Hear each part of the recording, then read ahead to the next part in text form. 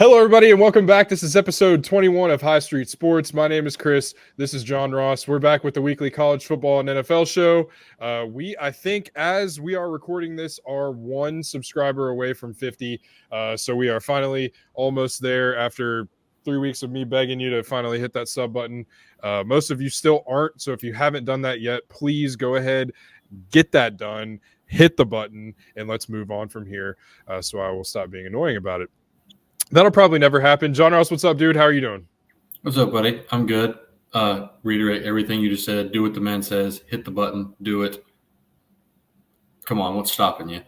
Jump on the train before it leaves the station. We'll see how long that takes, but here we are anyways.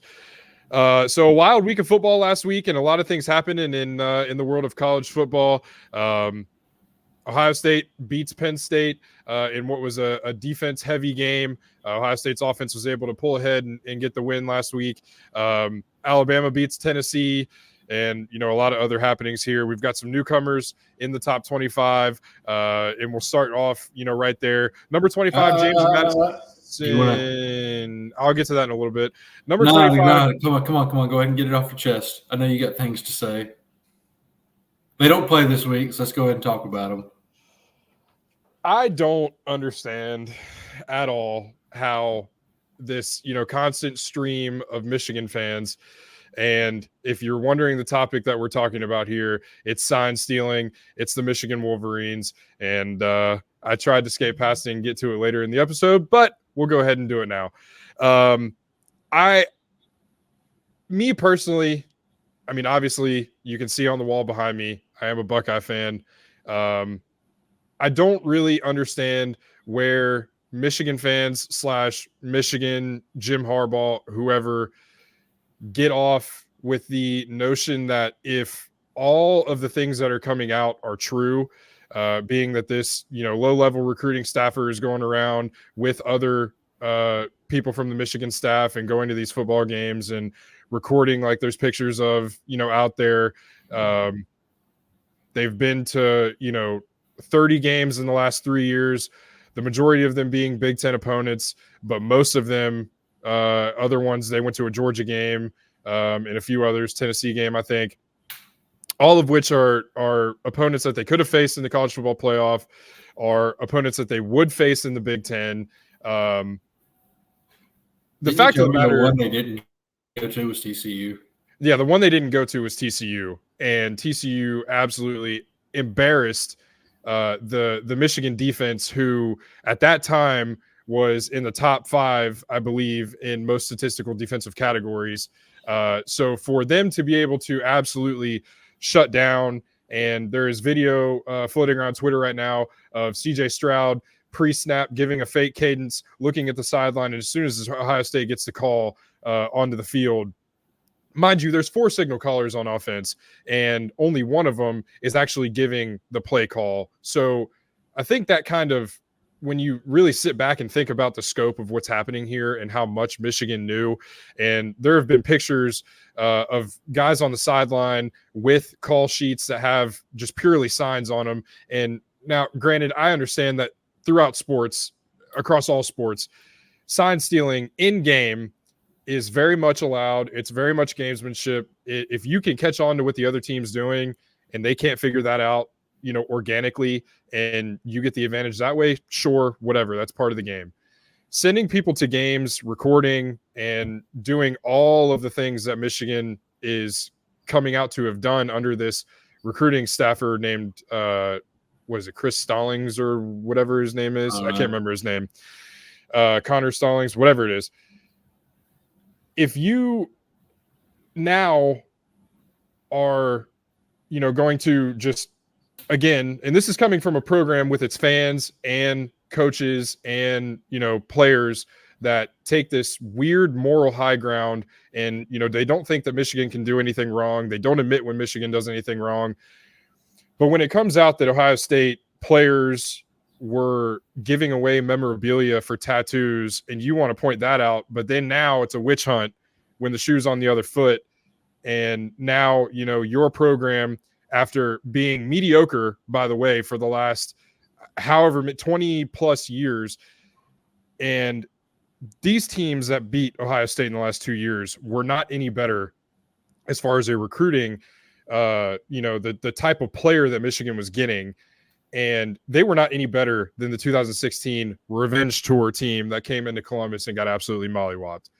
So with all that's coming out about all of this nonsense over the last 3 years, and you go back and you listen to guys like Greg Schiano and, the other Big Ten coaches that have come out and said, there's things happening on that sideline that aren't right. And you get all the facts that are coming out and you get everything that's going on, and you take a look back at the team that Michigan was before COVID, and potentially that 2020 team that forfeited games and hid behind COVID was the worst team possibly in Michigan football history. And then you go from that to a team that is now a back-to-back Big Ten champion and a back-to-back college football playoff participant, and they are something crazy like 30-3 over the last 3 years. All of those losses, or 2 of those losses, being in the college football playoff. And then the other one, I think the other one was, no, they forfeited Ohio State in 20, so I don't know who the other one was. I think it was Michigan State. Michigan State beat them when they had Kenneth Walker. The fact of the matter is, this stuff that Michigan's doing is wrong. I think, the only people that don't believe that they're doing any wrong are Michigan fans. I'm not discounting the other teams around football might be doing the same stuff that Michigan's doing and whatever. But when it's a situation where you have a head coach at Michigan who has tight-roped the rules as long as he's been back in college football. He got in trouble his first 2 seasons with extra practices, going out of the way and bending recruiting rules, and now the sign stealing, and then the cheeseburger, and all this other stuff. Man, it just I can't help but think that where there's smoke, there's fire, and it's not a coincidence that Harbaugh has been looking at the NFL the last 3 years. I think he knew that this stuff was coming, and the guy's dirty. The program's dirty, and that is what it is. And I think, when the NCAA is as inconsistent as they are in ruling against these things, that might play a factor into all of this. So who knows what's actually going to come of it. But what I can, say out of all the things that you've seen on Twitter, a bunch of different podcasts talking about it, it's a national story at this point. And I think, college football fans in general, I think are, kind of wearing thin with the shtick that Michigan's running up there and that Harbaugh's running. I think it's a matter of time. I don't think you'll see him back next year. I think he's either going to be in the NFL or he's going to be out of a job. I think he will get something along the lines of a show cause penalty. And, that really sucks. We'll see what happens to Michigan as a whole, because it seems like the players on the sideline and all the rest of the coaches are in on it. You can't tell me if you go and look up, go on Twitter and go to the video of it and see the players pointing to the sky after they get the play call. Ohio State gets a play call in, and every one of them on the sideline knew it was going to be a throw. With 4 signal callers, 3 of them throwing dummy signs and one of them actually being the signal caller, and everybody on the sideline knows what the audible is. That doesn't happen by accident.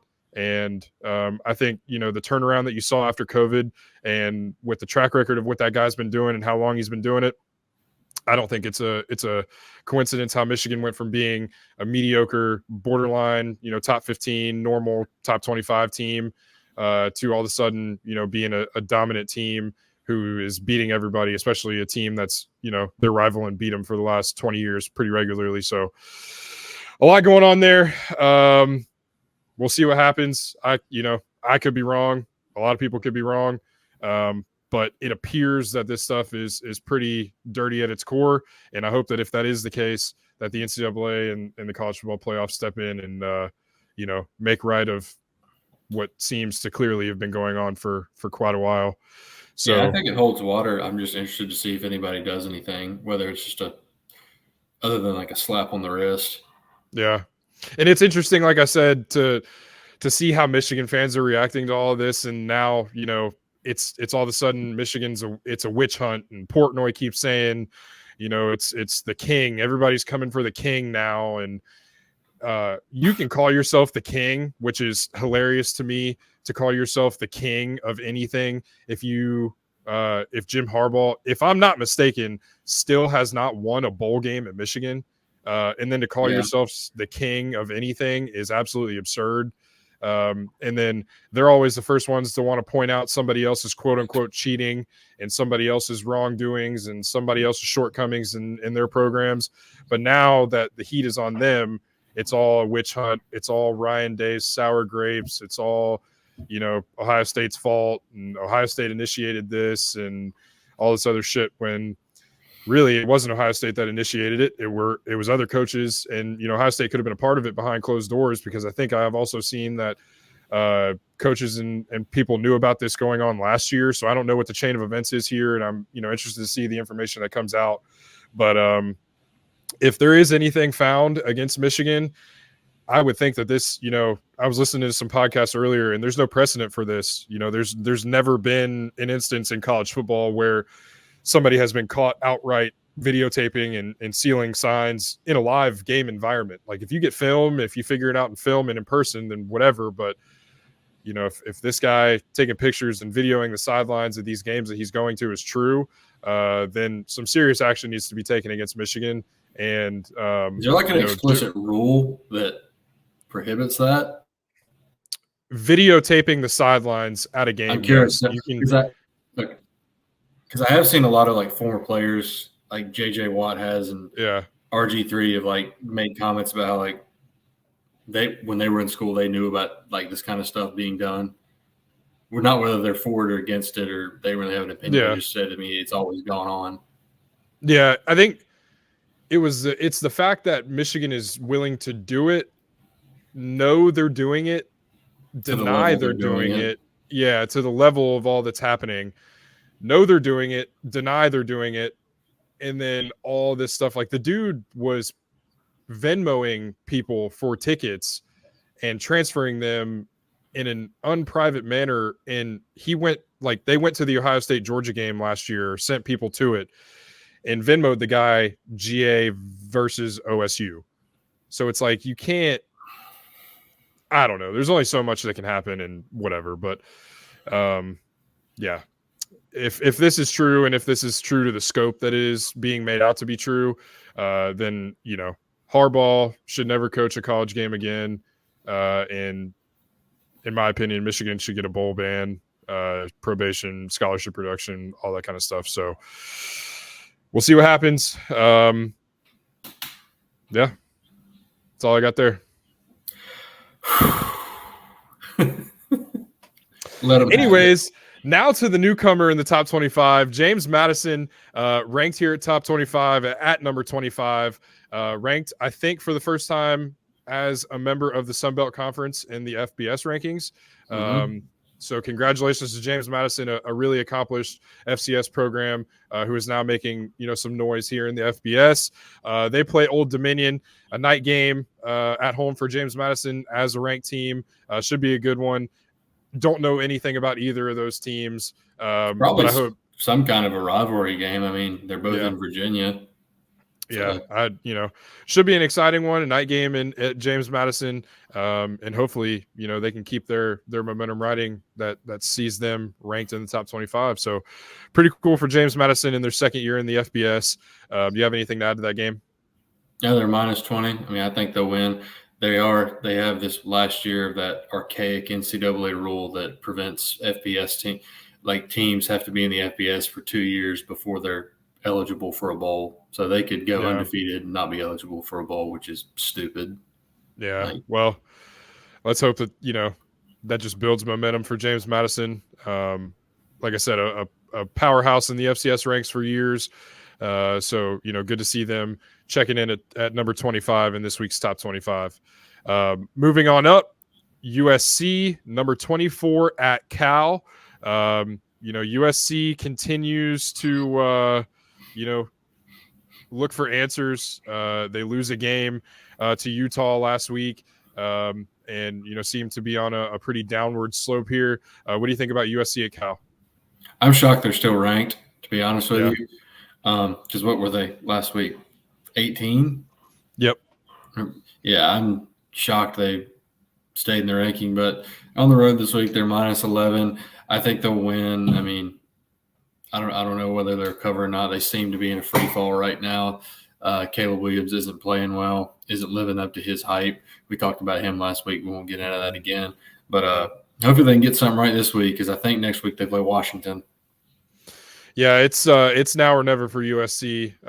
And you know, college football playoffs out of the question, but yeah, but the Pac-12 I think is still in the cards here if they can, if they can right the ship and win out. But they'll I think need some help there too, because I believe with their maybe. Yeah. Anyways, USC needs to win this game, period. So big one for Caleb Williams and Lincoln Riley out there. Hopefully they can, get that done. If not, could be, pretty scary out there with those fans and the expectation they had going into the season. So moving on up, number 23, UCLA versus Colorado. The Buffs, searching for a big win, need some momentum building here. And, UCLA continues to try and creep up into the standings here. What do you think about UCLA versus the Buffs? Yeah, UCLA is favored by 17.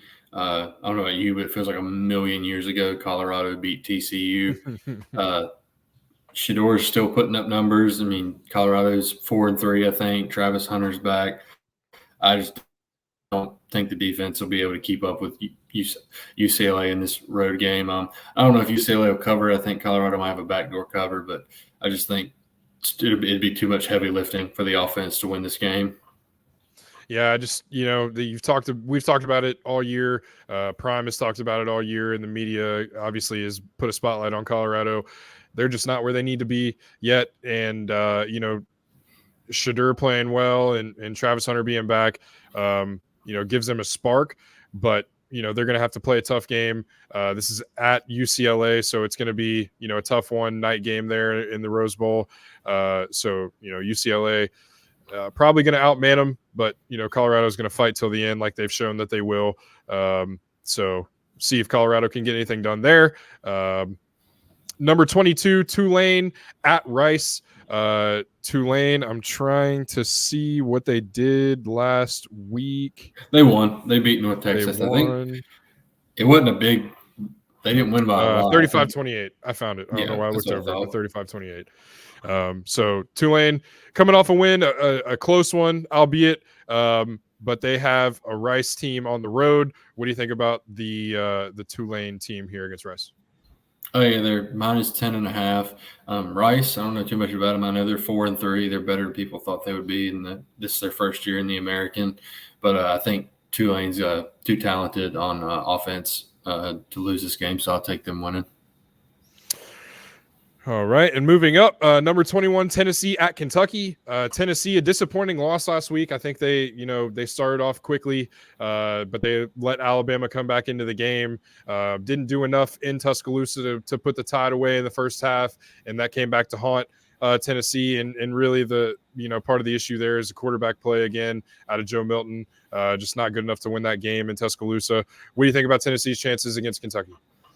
Oh yeah, they're favored minus 3.5, and yeah, they look like they were going to upset Bama last week. Touchdown in the opening drive, and then they forced a turnover, and they had to settle for field goals on 2 straight trips to the red zone. So that came to bite them. And then I don't know what Saban said to Bama in the locker room, but a lot of F words, I'm sure. And they came out and rattled off 3 straight touchdowns to start the second half, and Tennessee didn't score at all in the second half. So yeah.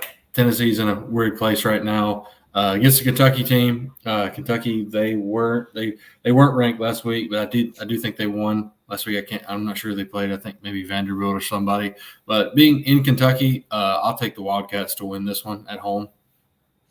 Yeah, it's Tennessee really had the air taken out of them, like you mentioned, when they failed to score in any points, other than field goals with those 2 drives. And if Bama's really got gift you red zone trips like that, you got to take advantage of them.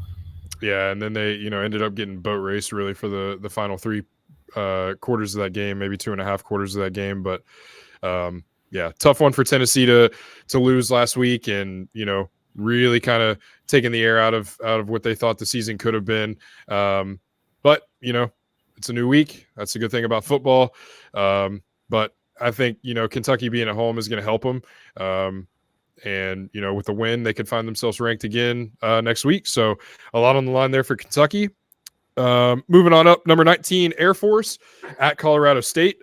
Air Force was a 17-6 winner over Navy last week. So a close one there in the battle of the Armed Forces Academies. What do you think about Air Force at Colorado State?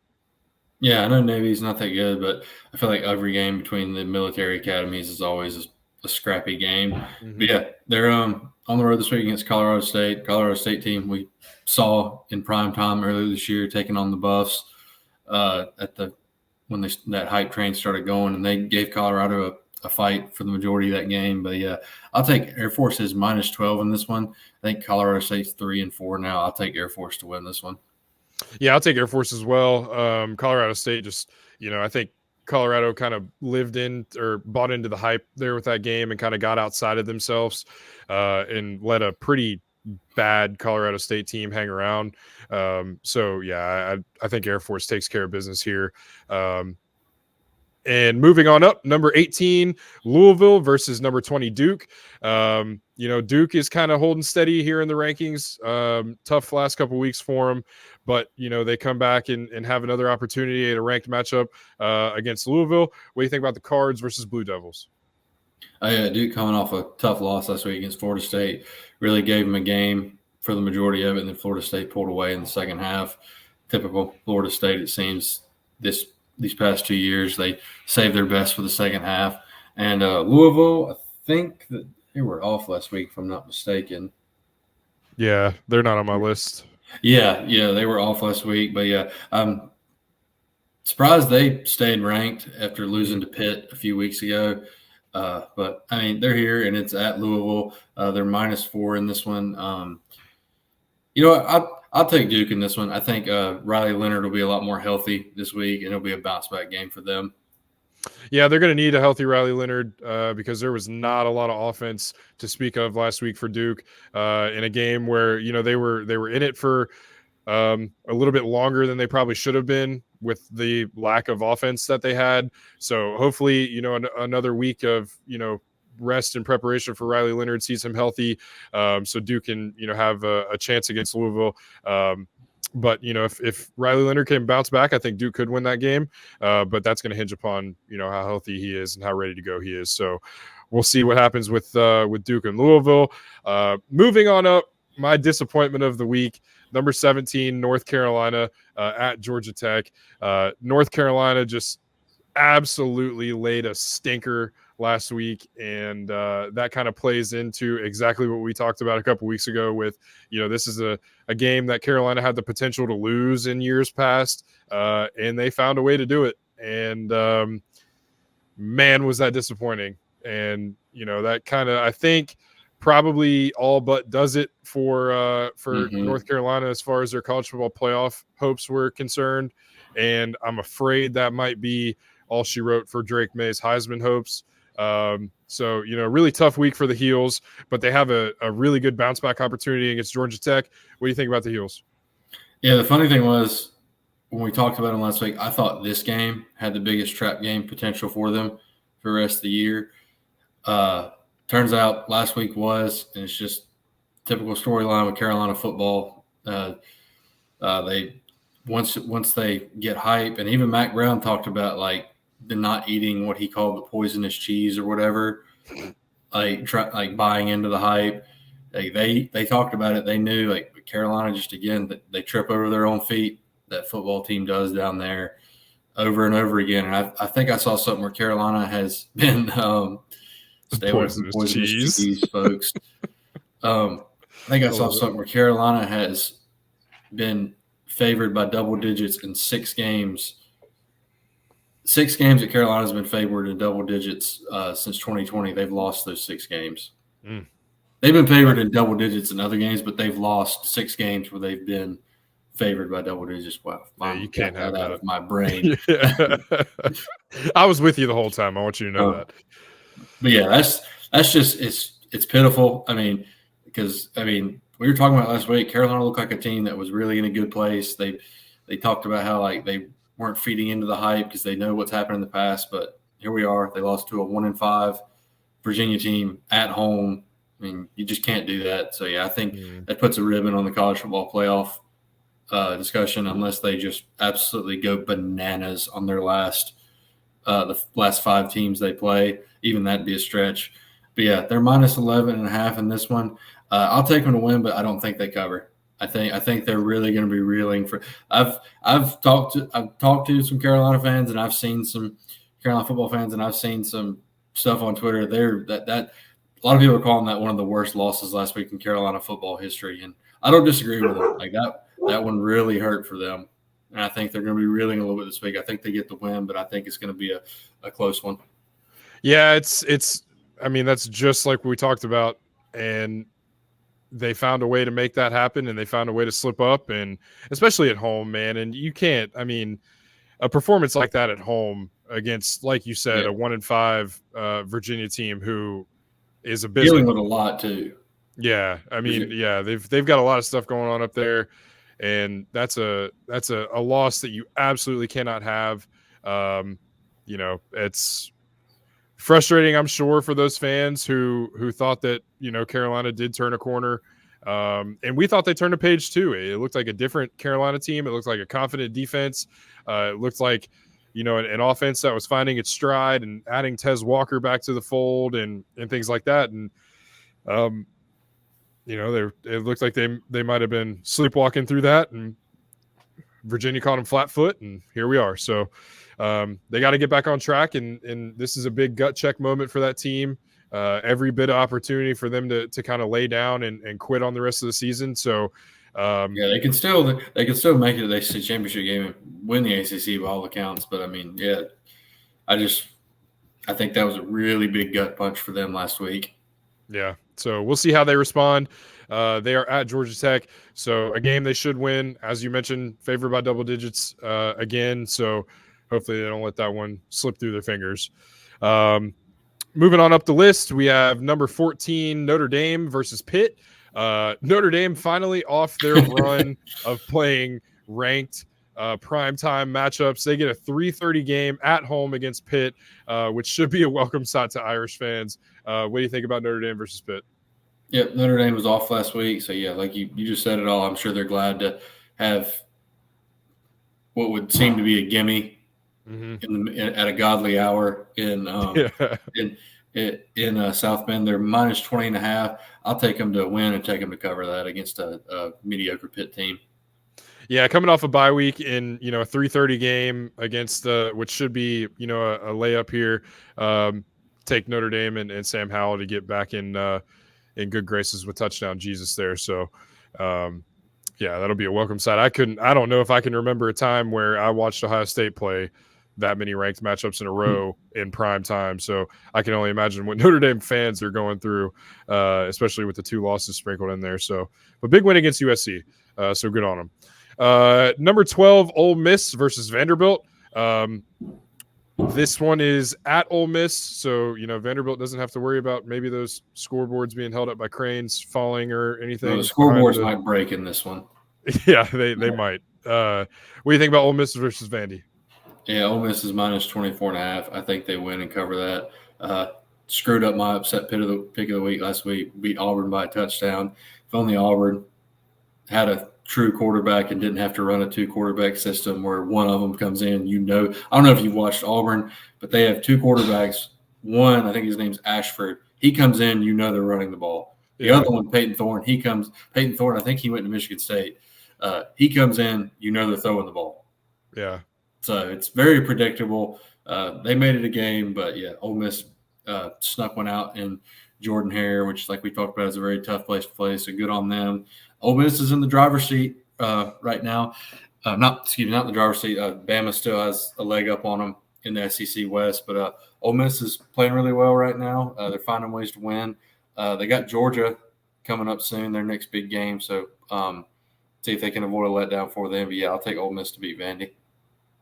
Yeah, I'll take Ole Miss in that one too. Yeah, I mean, there's, you know, a lot this is where the college football season really gets interesting. You're seeing, a lot of things shake out at the top of each conference, which is really exciting. This is, like we mentioned earlier, week 9 already of college football, and every game down the stretch means a lot. So yeah, there's a lot of stuff at stake. We're starting to look at conference title game implications and things like that. And, every game for the remainder of the season is going to be a big one. So that holds true for Ole Miss. Moving on up here, number 11, Oregon State at Arizona. We've seen Arizona, the record is not very good, but they've given, the ranked teams in the Pac-12 some fits out there. So what do you think about Oregon State at Arizona? Yeah, Arizona, they're 4-3. They not sure if they played or not last week, but they beat a ranked Washington State team in Washington State recently after almost beating USC and almost beating Washington. So, yeah, they're a tough out, definitely. This one being in Arizona. The Beavs are -3. I think it'll be a really tough one, but I think Oregon State will find a way to pull this one out. Yeah, I think Oregon State is coming off of a bye week, if I'm not mistaken. Yeah. So they should be rested and ready to go. So I will look for Oregon State to, continue their little bit of a run here, borderline top 10 team. So they're moving towards some late season implications here as well. So look for them to keep that on track and beat Arizona. Number 10, Penn State, coming off a loss to Ohio State in a game where Drew Aller just seemed to be kind of stuck in neutral. Penn State couldn't really throw the ball at all through the majority of that game, especially in the second half. Ohio State really was able to get pressure on Drew Aller, which bothered him. Nice game from Nick Singleton, but that's about it out of Penn State in their offense last week. But they play Indiana, and I think the line is somewhere around 21 or 22, if I'm not mistaken. 32. 32. So I was really off. Should be a big win for Penn State. What do you think about the Nittany Lions and Hoosiers?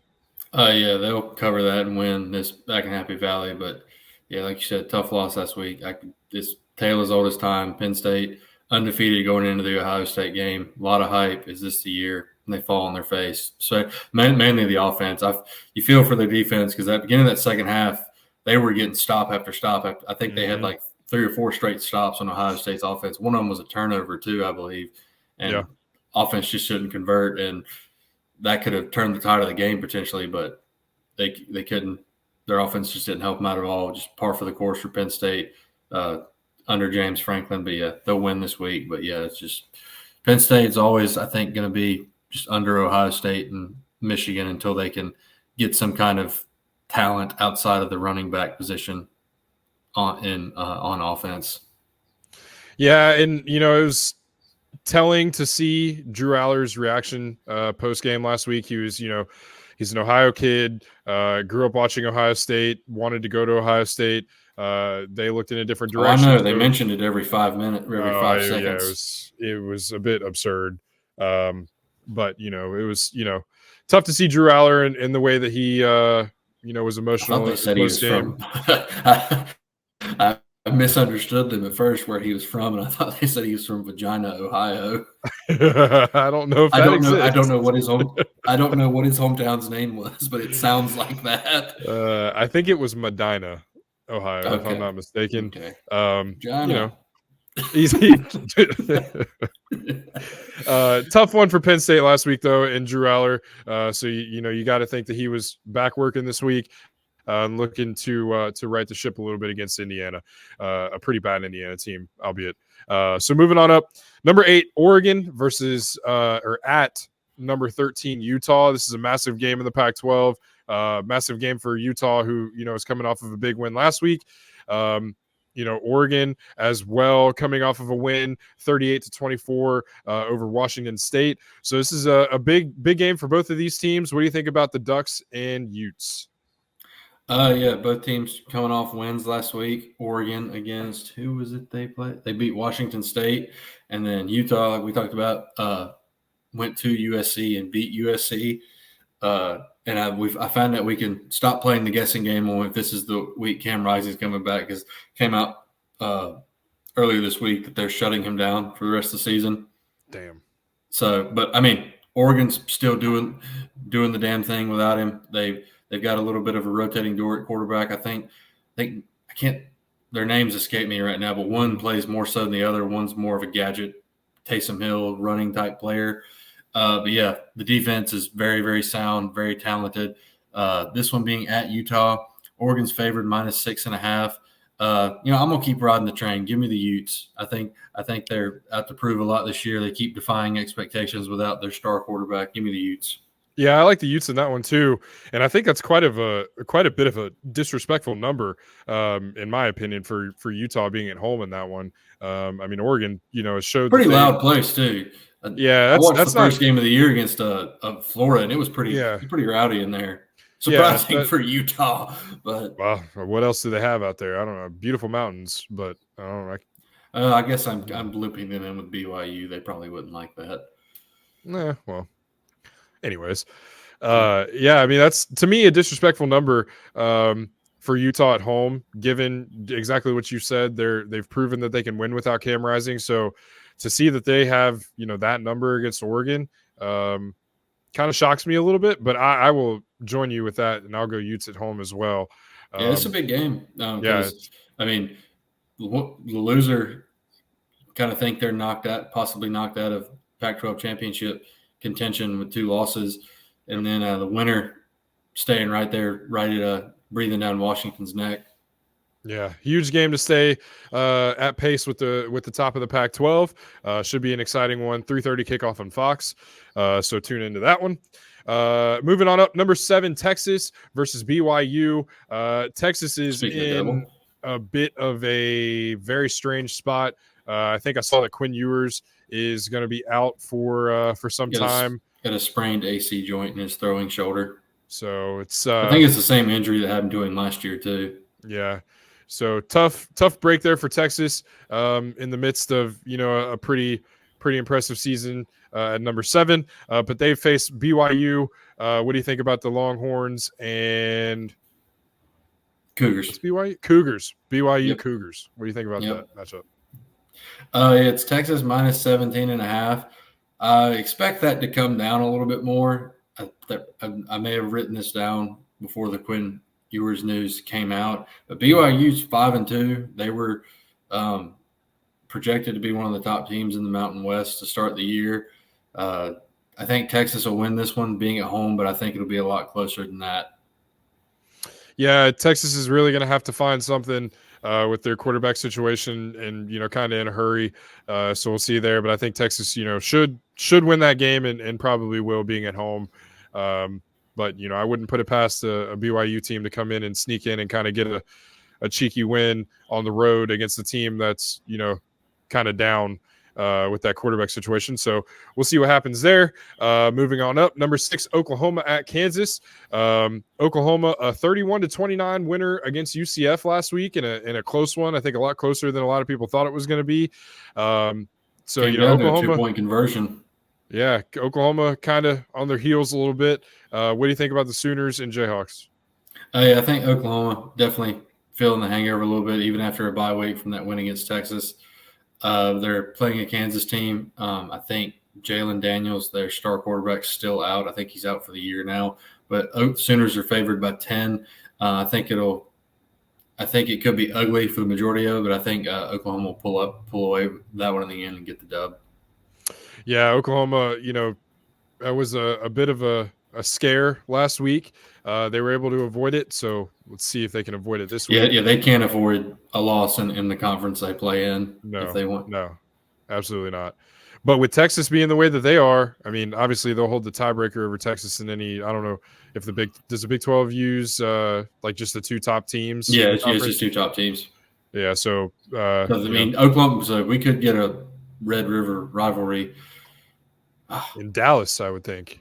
Right? That's where the Big 12 championship is. Red River rivalry part 2. God, say that 5 times fast. I'm not gonna, because I don't want to go through that. Moving on up here, number 5, Washington at Stanford. The Huskies continue to march on in their impressive season. Last season for them, as well as everybody else in the Pac-12. They play at Stanford. What do you think about the Huskies and Trees? Yeah, bit of a scare for the Huskies last week against Arizona State. They won 15-6. I guess if you're a glass half full kind of person, you can look at that as the defense picked Michael Penix Jr. and that offense up and got them the win. Flip side of that, you wonder what in the hell went wrong on offense. Like Michael Penix Jr. turned the ball over 3 times, 2 interceptions, a fumble, and no touchdowns. Kind of a hit to his Heisman candidacy. I mean, I think he's still the front runner right now by a slim margin. We'll talk about the other guy next week. They don't play this week. Big one next week. But yeah. Huge one. Yeah. But yeah, they're favored minus 26.5 against a bad Stanford team. I think they get the win in this one. I think the offense will come back to life this week and cover that 26.5. Onward for the Huskies. Number 4, Florida State at Wake Forest. Florida State is a team that, looked pretty good against Duke last week. Still not really, obviously Florida State is a very good team, one of the top 6 teams in the country, the number 4 ranked team in the AP poll. Still not sold, I guess, yet on Florida State. They've had a couple close calls this year, and but they found a way to get it done, and really the defense kind of led them to a dominant performance last week. What do you think about the Seminoles at Wake Forest? Yeah, it's Knowles minus 20.5. I'm sure Florida State fans and Mike Norvell hope Florida State can start getting off to quicker starts and not save their best like we talked about for the second half, because that could come back to bite them before the end of the year and screw them out of a college football playoff slot. But they're playing, I think Wake Forest is 4-3 this year. Kind of a scrappy team. I think Florida State will win this one, but I think I don't think they'll cover that minus 20.5 being on the road. Yeah, you saw Florida State go to Boston College and struggle at Boston College. So, if you're a Florida State fan, you don't want to see that happen again this week. But speaking of slow starts, let's talk about the Ohio State Buckeyes at Wisconsin. Ohio State, is another team that desperately needs to get off to quicker starts and not wait until the second half to kind of get the offense in gear. Kyle McCord and the Buckeyes, though, found enough on offense with Marvin Harrison Jr. to pick up a win at home against Penn State. The defense for Ohio State is suffocating, and it is one of the better defenses that, I can remember at Ohio State. The numbers are incredible. I think they're top 5 in scoring defense, top 5 in total defense. So, Ohio State's defense continues to do the job that it needs to do. The offense is, still without some key contributors. Emeka Egbuka did not play last week. Trevion Henderson did not play last week. So I think they are confident to get those 2 back this week at Wisconsin. And Luke Fickell's bunch are not going to lay down. Not exactly the season that they, thought it was going to be in Wisconsin, but they are still very much at play in the Big Ten West if Iowa continues to Iowa. So we'll see what happens there. But what do you think about the Buckeyes at the Badgers in a primetime NBC 7:30 matchup? Yeah, Ohio State minus 14.5 in this one. What can you say about the defense last week? They looked freaking incredible. They stoned Penn State at every turn. When Penn State's defense got a stop, Ohio State answered right back with a stop. JT, I'm not even going to try to say his last name. Him, the Nittany Lion killer, had another big game, really turned it up there at the end, got some big stops. Josh Proctor, is that his name? Mm-hmm. That dude's really good. He looked really good. Lathan Ransom looked really good for Ohio State. Ohio State's got playmakers everywhere on defense. They'll get Denzel Burke back, I'm sure, this week. Or do they? I'm not sure. Hopefully. That is the hope. I don't know if it'll happen. I think the status report is not definitive. The availability report for Ohio State is really something of a mystery, a fictional place. It's very odd to figure out, but if not, Jermaine Matthews is going to step in, and he had a really good game last week. The true freshman making his maybe his second start, made his first start against Penn State last week, and was almost flawless in that performance. So it's very encouraging for Ohio State if Denzel Burke cannot go, but I don't think he will. If he can go, he will, obviously, but it remains to be seen. But yeah, regardless, I mean, defense looked elite last week, as it has for the majority of the year. And then offense, you and I kind of talked about it. It doesn't seem to me like Ryan Day fully trusts Kyle McCord yet. I know he was missing Emeka Ibuka. Thank God he has Marvin Harrison Jr. I mean, that's a hell of a safety blanket to have. And Cade Stover had a really, really big catches at key times. That one really big one toward the end of the game on that Penn State DB's noodle. But yeah, offensive line held up all right. I thought I'd give him maybe a B minus, C plus for that game. But yeah, this I think this is definitely, if you want to say Ohio State has a trap game, I would say this is the trap game for them going to Madison and Camp Randall. That's a tough place to play. That place gets rowdy. But I do think Ohio State will win this one. And I think they will cover that minus 14.5. Wisconsin still trying to get used to Luke Fickell's air raid offense, and they still lean very heavily on that run game. And Ohio State stops the run pretty well. So if they can stop Braylon Allen and that other guy Wisconsin has, I can't think of his name, they should cruise to a win here. Yeah, I think Wisconsin will give them a game maybe in the first half, but Buckeyes will pull away in the second half. Yeah, and that's the thing for Ohio State, and it's going to have to be Kyle McCord not looking. It got to be at points where the game almost felt like it was moving too fast for Kyle McCord last week. So it's good to see him be able to slow everything down, and Ohio State has been a team of second half adjustments, and that stayed true. Oh, it's all good. That stayed true, and it's becoming imperative, though, that Ohio State does not start the game in neutral. I think Kyle McCord was 5 for his first 5 attempts last week, and then went 1 for 7 or something like that to follow. So you can't have that happen. There's a lot of second guessing, double clutching throws, and I think the timing thing still is kind of getting worked out. But the offensive line, is doing its part and starting to do its part. Cannot have dumb penalties. I mean, you just can't. You cannot have hold penalties that shoot yourself in the foot. Can't have false starts. Can't have just dumb penalties. Can't have those mistakes. So Ohio State still trying to find a way to start start the game as they finish it, and they look to do that this week. Obviously, Wisconsin's not a ranked team, but as you mentioned, Camp Randall is one of the tougher places to play in college football. It will be loud. It will be packed. That is Wisconsin. I think they're 5-2. Yeah, they're a good team. Still at play, like I said, in the Big Ten West. So, a big one at Wisconsin for the Buckeyes. Can't afford to slip up there, obviously.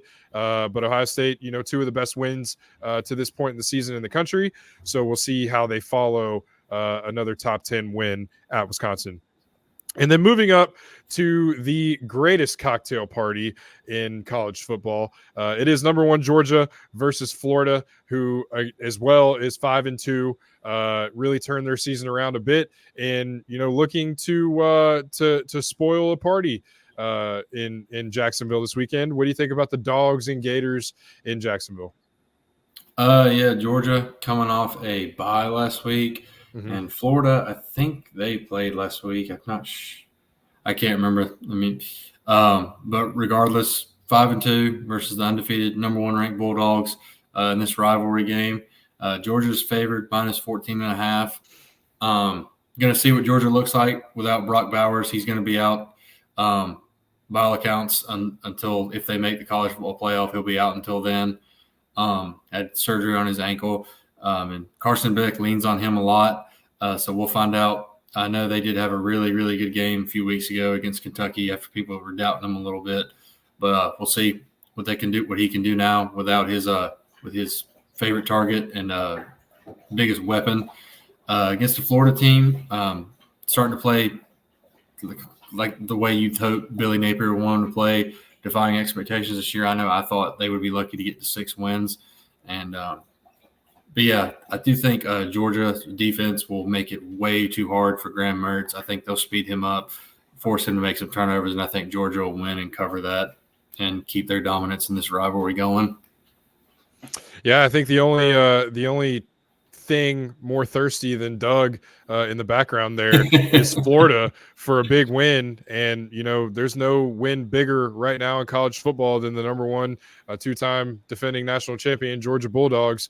So that would be, a pretty wild victory and a pretty stark 180 for Florida fans after the way the season started, if they were to be able to go in there and take care of business against the Bulldogs this weekend. So a lot at stake there for Florida, and as far as just program momentum, and a lot at stake for Georgia. You don't want to lose a game like this, especially a rivalry game this late in the season. So we'll see what happens there. It should be a fun one. That's all that I have for the college football happenings this week. Pretty packed. Definitely, we'll find out. I know we gave Georgia a lot of shit for not having a tough schedule, and they don't really. But these next few weeks they've got some pretty tough games. This one's, I don't think it'll be a walk in the park by any means. But then next week I think they got Missouri at home, a very good Missouri team. If you haven't watched them, they're really fun to watch. And then I believe they play Ole Miss at home in that one. And then so that'll be a ranked matchup. And then I think either the week after that or 2 weeks after that, they go to Knoxville to play in Neyland Stadium. And I know Tennessee's kind of mediocre, but that won't be a walk in the park by any means. So we'll definitely find out a lot about the Bulldogs here in the next few weeks, especially without Brock Bowers. We're getting ready to find out a lot about a lot of teams coming down the stretch. Yeah. And it's about to get fun. It always does around this time of year. The air is getting crisp. The leaves are falling. It's football season. We're in the thick of it. So college football season is about to ramp up, and we are just getting into the meat of it in the NFL schedule. I think last week, miraculously, I was able to go. This sucked. This was by far, I think, the worst week that I've had with picks yet. And I think you might echo the same thing here. Yeah. I went 4-9 last week to get my NFL pick record up to, or down to, whichever way you want to look at this, 57-49. So, we're modest here. It is what it is. We'll move on. How was your week last week? I wasn't much better. I was 5-8 to get me to 62-44 overall. So, yeah, not a great week for either one of us on the NFL pick'em. We'll see if we can bounce back this week. We'll get right into it. Tomorrow night, Thursday Night Football, we got the Buccaneers at the Buffalo Bills. Buffalo's favored -8.5. Bills dropped an absolute stinker to a bad Patriots team last week. Just kind of reiterating what I said last week. I don't know what is wrong with Buffalo, but it just seems to me like they play down to their competition. And the Bucs are 3-3. I don't know what they look like a team that could surprise a lot of people this year with Baker Mayfield. I don't know what playing down to their level looks like, but I will take the Bills in this one. A very half-cocked pick right there for me. Not very confident with the Bills lately. Josh Allen hasn't looked great. But, yeah, I'll take Buffalo to get one out in front of the Mafia. Well, both of these teams screwed me last week. The Bucs lost a close one, and like you mentioned, the Bills just lost an abysmal game last week in which there's something about that offense that just looks disjointed.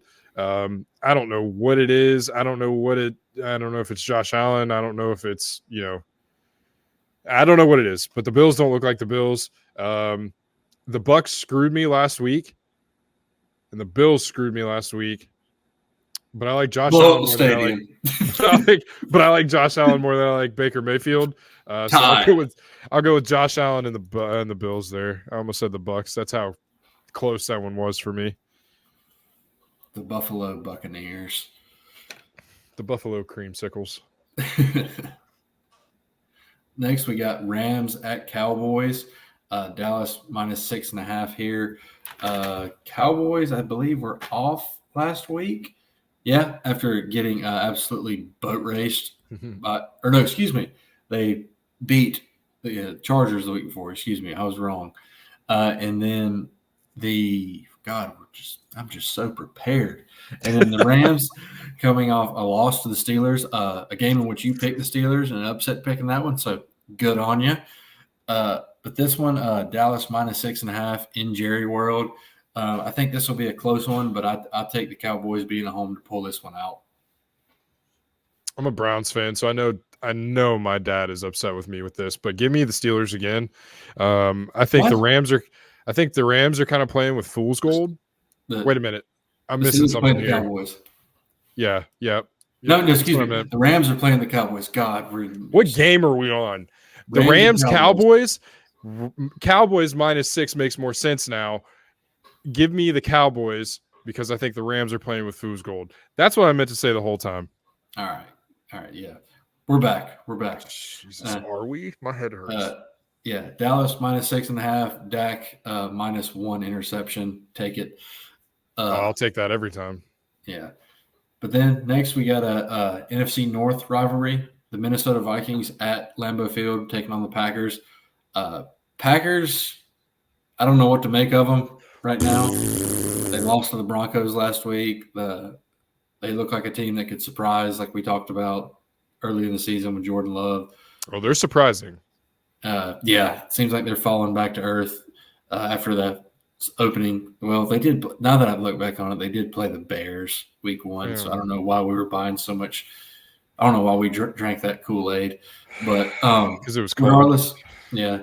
Vikings coming off a massive upset on Monday night against the 49ers, who, for all intents and purposes, look like the best team in the NFC up until these past 2 weeks. But yeah, this game doesn't have a line; it's even. But yeah, I'll take old Captain Kirk and the Vikings to get a big win at Lambeau. I think because this game is at Lambeau, I'm going to side with the Packers. I don't know if that's really made much of a difference for them this season or not. They've lost, I think, at least one at Lambeau already this season. But I just off the field by the Lions. Yeah, I still don't like the Vikings. I think San Francisco's kind of going through some mid-season rough patch, and Brock Purdy's lost his first 2 games of his career, so I think he's kind of reeling there. But yeah, I don't like Minnesota, so I'm going to go the Packers at home in Lambeau to get a big win. All right. Next, we got Falcons at the Titans. Atlanta -2.5. Falcons coming off screwing both of us last week and beating the Bucks, and then the Titans coming off. Did they play last week? I don't think they did. They did not. Titans coming off their bye week. And it came out today that Will Levis will be making his first start with Ryan Tannehill hurt. Do with that what you will. I wasn't high on Levis coming out of college. I think he got drafted right where he needed to be. He was never a top 10 first-round pick to me. He also put some mayonnaise in his coffee. That's reason enough not to even consider drafting him. But, hey, whatever floats your boat – or whatever floats the dollop of mayonnaise in your coffee. I broke That's Chris, just everybody. so off-putting. That is so nasty. You don't even like coffee. No, but I know I definitely wouldn't like mayonnaise in it. I would if I went to a Starbucks and asked for them to put a dollop of mayo, they would probably tell me to leave the premises. I would hope that I would be escorted out of the premises. There'd be a picture of me and you on that Starbucks. If you see these guys. Oh. Yeah. Back to this one. Atlanta's favored, -2.5. I'll take Atlanta to win this one on the road against a rookie quarterback. I think their defense will force a couple turnovers from him, and they'll get the dub. Give me Atlanta and move this conversation along. Next, we got Saints at the Colts. Both teams coming off. Both teams. I don't know. Will Levis.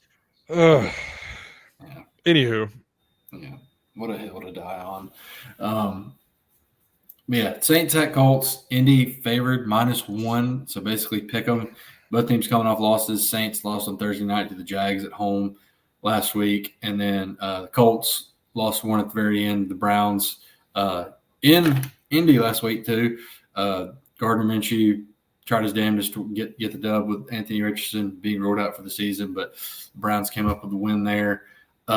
This one being at Indy and just how discombobulated the Saints offense is right now, I will take the Colts to get a win at home and cover that -1.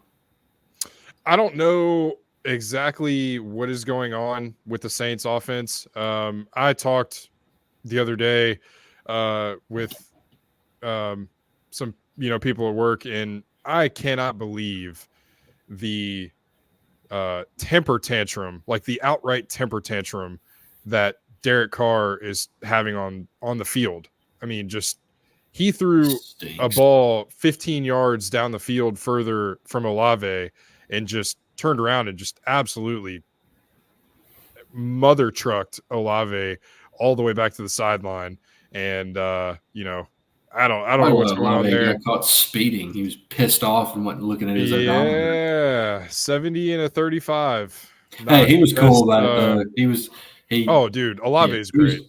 he was cool about it. He Yeah, said my bad and stuff like that. Like yeah, Olave is great. I don't have any worry about Olave. That's not going to be a repeating thing. However, Derek Carr has got to figure it out. And as a leader of a football team in the NFL, you cannot carry yourself like that on the sideline. And you've got to take some credit for your own missed throws, buddy. I mean, my God, if he tries to force another back shoulder fade to Mike Thomas on the pylon and the DB's covering it like a blanket the whole game, try it one more time and maybe it'll get intercepted this time instead of broken up. I mean, that's unbelievable. Derek Carr has got to figure it out.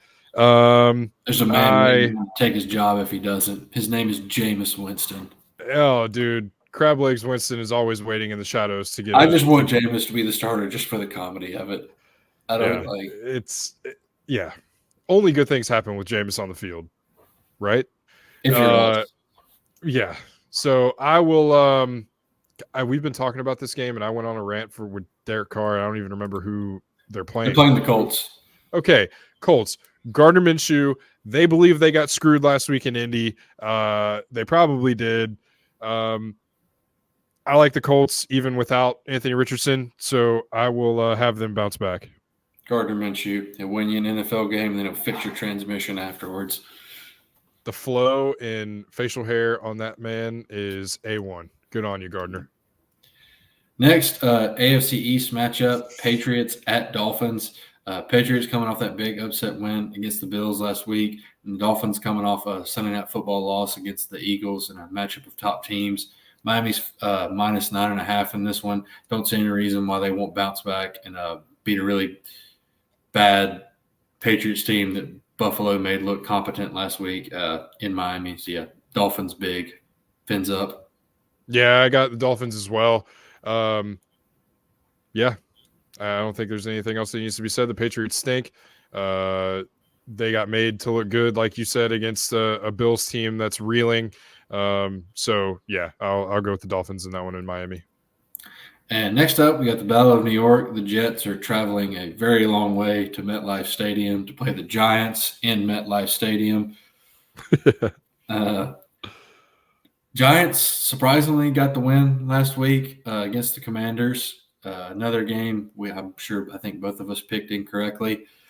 Last week was just weird all around. But yeah, and then the Jets, I believe they were off last week. Yes, they were. Jets are a scrappy team, man. Zach Wilson is playing pretty good football right now, trying to prove everyone wrong who kind of labeled him a bust. That remains to be seen, I guess. But then the Giants, I don't know if Daniel Jones is going to be back this week, but Tyrod Taylor got the win last week. Seems like some of the Giants players, based on some tweets, might prefer Tyrod Taylor being in there. But who knows? Brian Daboll is going to do whatever gives his team the best chance to win. But regardless of that, there's no home field advantage in this game. New York, the Jets are -3. I think this will be who's got the better defense, and I give the Jets the edge in that. Who is technically the home team in this game? The Giants. So if nothing else, their logo will be at midfield. Well, I've already written it down, and I'm using a pen. So give me the Jets in a big road win. We love it. Next, we got the Jaguars at the Steelers. Both teams coming off wins last week, like we've talked about. Jags are -2.5 here.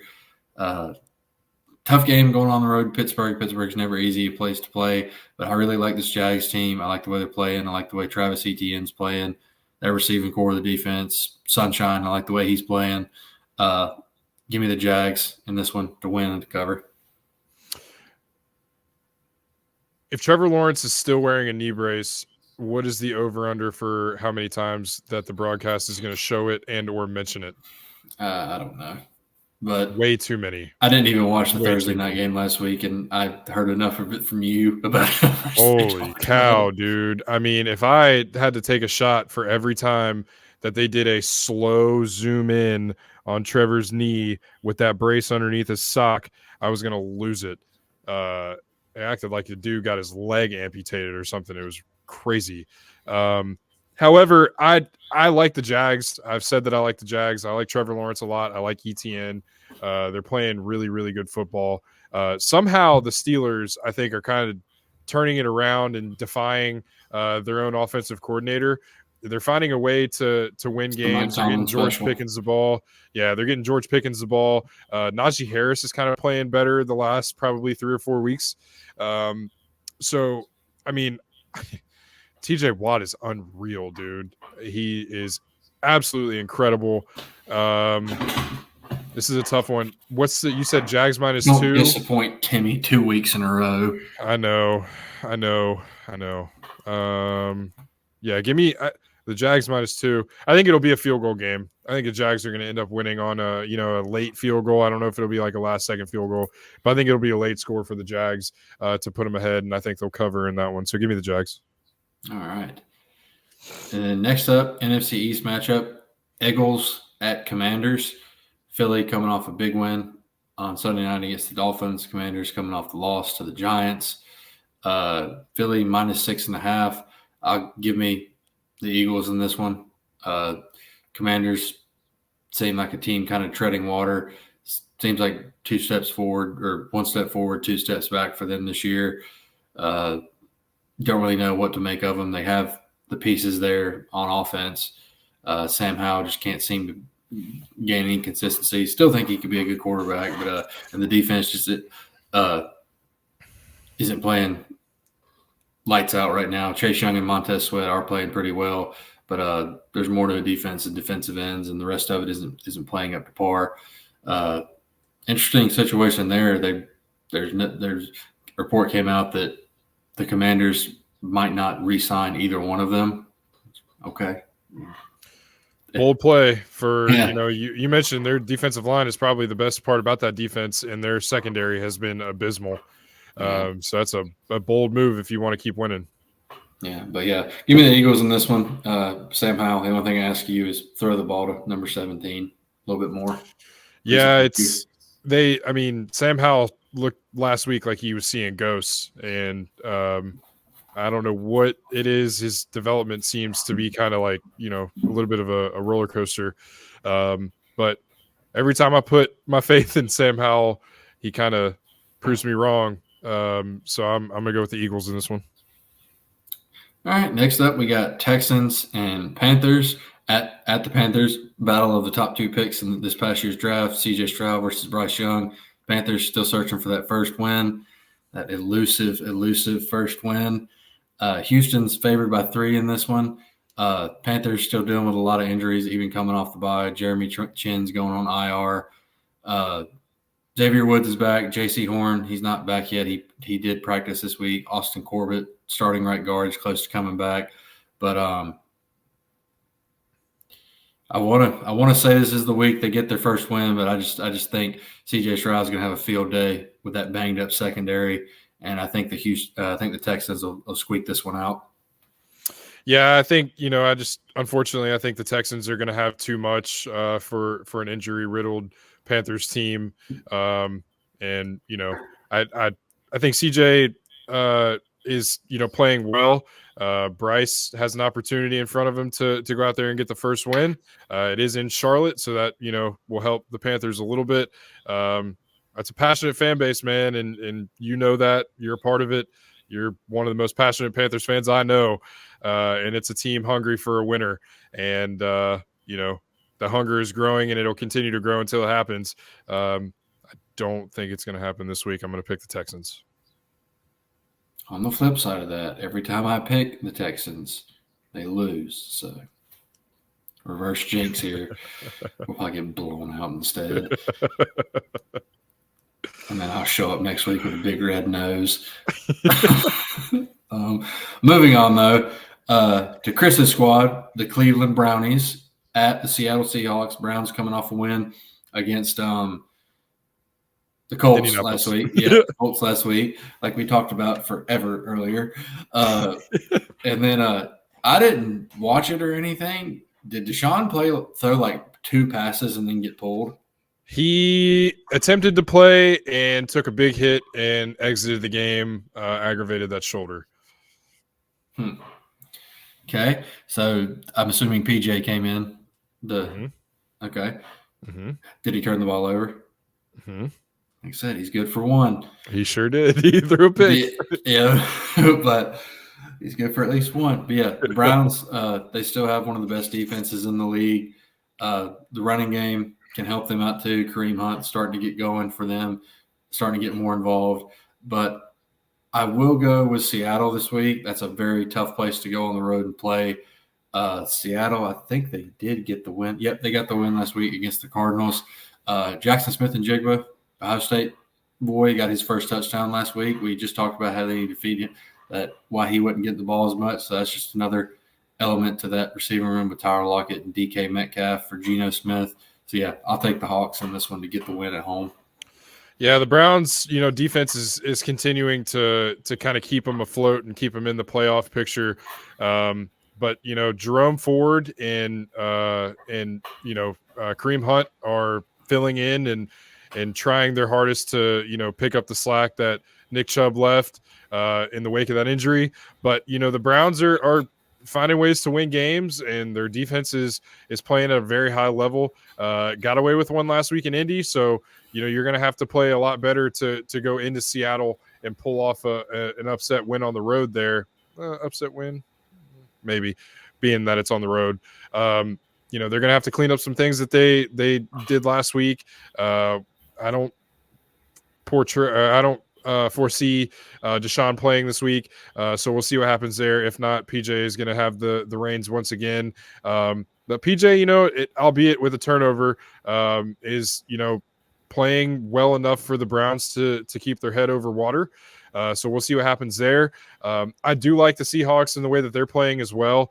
You mentioned a talented receiving group, pretty good defense, and Geno Smith is having We just signed Frank Clark too. That's another big piece for them. And Geno Smith continues his a bit of a career renaissance here in Seattle. So should be a good game. I think it'll be a slugfest. I think, both of these defenses are going to, counter punch here. But I'd be remiss if I didn't pick Cleveland to keep that train rolling. So give me the Browns. All right. Next, AFC West matchup, Chiefs at Broncos. Kansas City -8. I'm shocked it's not a little bit more. Broncos stink, like we talked about. The Packers stink for losing to the Broncos last week. Give me the Chiefs big in this one. Yeah.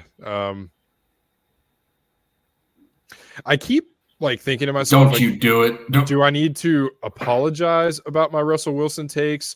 Do I need to apologize to the Broncos? Because they did win last week. No, they suck. Give me Kansas City.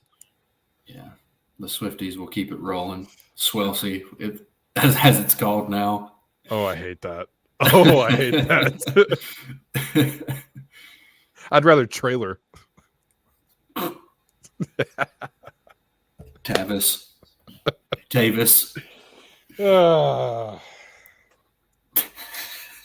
Quift.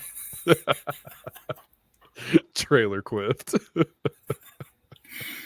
I'm getting off the rails here a little bit.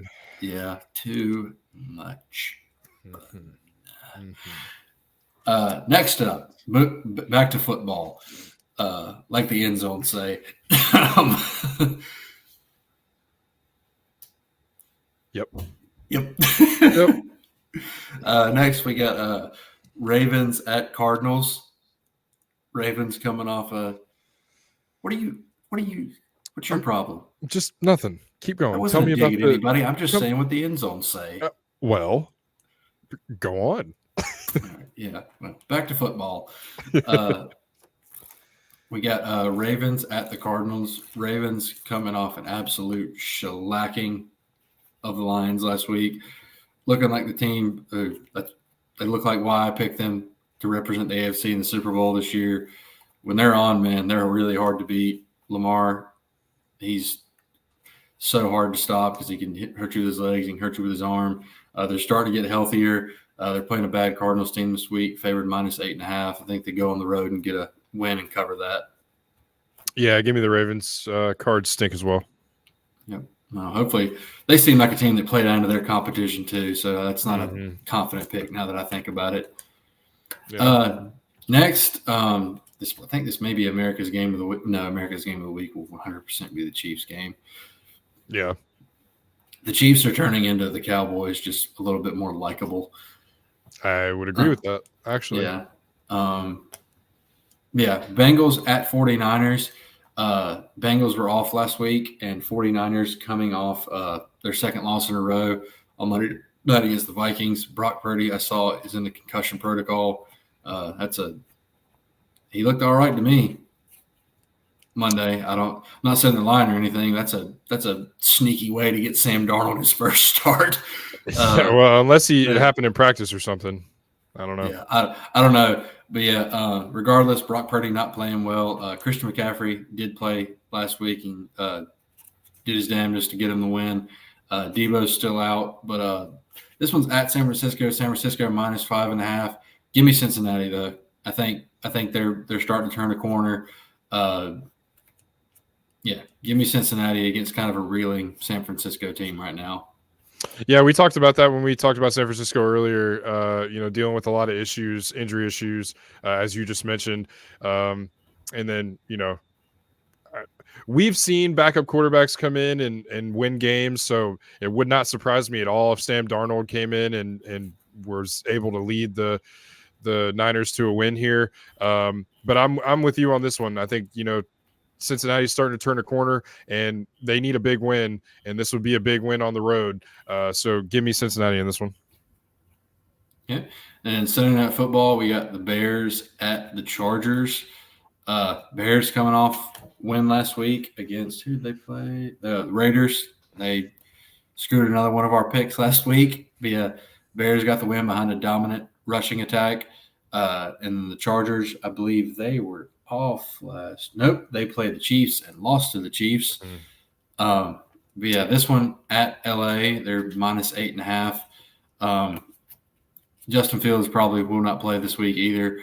So give me the Chargers in this one, even though I think they'll, in typical Chargers fashion, do their damnedest to lose. Play of the week last week goes to John Ross Gaddy, though, putting Deontay Foreman into the fantasy lineup 5 minutes before game time. Atta baby. Atta baby. Pat on the back, little cool 30 points. Yeah, I don't like picking the Chargers anymore at all, actually. I don't feel confident anytime I pick the Chargers. I really, really don't understand the disconnect with the Chargers. It is the damnedest thing. Yeah, that's number one. But it is the Chargers over the last, 10 years? I mean, have just been the damnedest thing. They lose games. They absolutely should not. Mainly since Justin Herbert, it seems like. Yeah. Philip Rivers was there. It was like they were a safe bet to go 8-8 every year. Yeah. Well, they, at least actually, playoffs. Yeah, I guess you're kind of right now. It seems that way right now. They just always find a way to lose games they shouldn't. And it's like with the talent they have and the receivers they've had and the running backs they've had, the defenses that they've had. I mean, obviously, I know that they've dealt with some injury issues. Keenan's had injuries across his career, ACLs and things of that nature. And they've had, other injuries and things like that. But man, oh man, how many games are they going to lose that they shouldn't? It's kind of crazy. So I don't like picking the Chargers, but I don't like the Bears. So I'm going to pick the Chargers, but it's not a confident pick. And last up, Monday Night Football, we got the Raiders at the Lions. Raiders coming off the loss to the Bears, like we just talked about, and Lions coming off a big blowout loss at Baltimore last week. I'm pretty sure Dan Campbell got back to Detroit, went straight to his office, and hasn't left yet. He's still there right now, watching film. He will not come out until 12:55 on 8 o'clock on Monday next week. So, yeah, give me the Lions. Give me the Lions big in this one. Yeah, Lions need a bounce back win. And, the Raiders are not a very good football team, which is, again, another team that kind of blows my mind with the talent that they have on that team on both sides of the ball. It's a coaching thing, and Josh McDaniels is not doing himself any favors. And I think, granted they've had some injury issues with Jimmy G, but that's a team that, with Devontae Adams and Max Crosby and some of their other weapons that they have, shouldn't be that bad. So I think Hunter Renfro's asked for a trade too. Yeah, well, I think Devontae Adams is probably not far behind.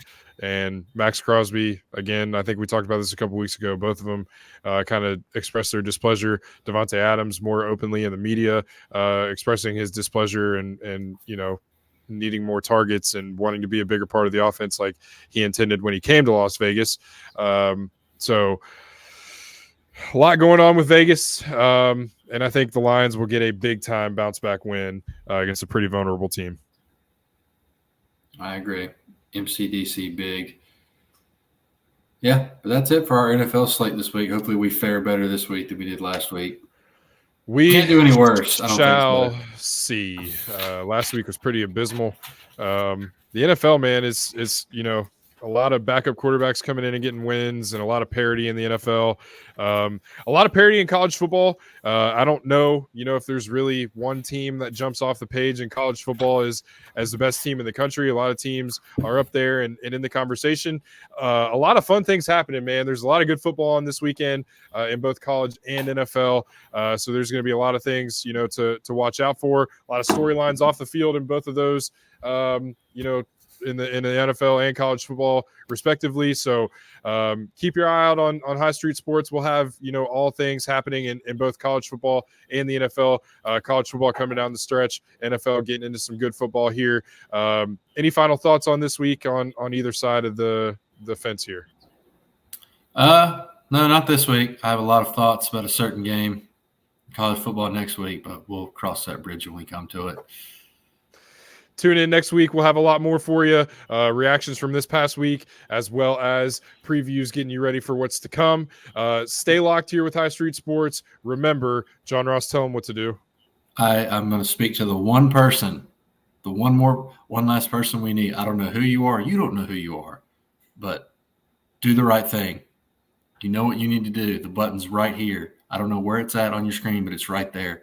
You take your mouse, you take your cursor, take whatever. If you get a touch screen, take your finger. Touch it. Click it. Push it.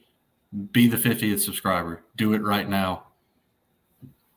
You heard him. Be the 50th. He's serious. Okay? Do it. All right? We'll be here all season. We're getting into some NHL coverage as well. Keep it locked here. We'll have a lot more for you guys coming forward here. We'll see you guys next week. Thanks, guys.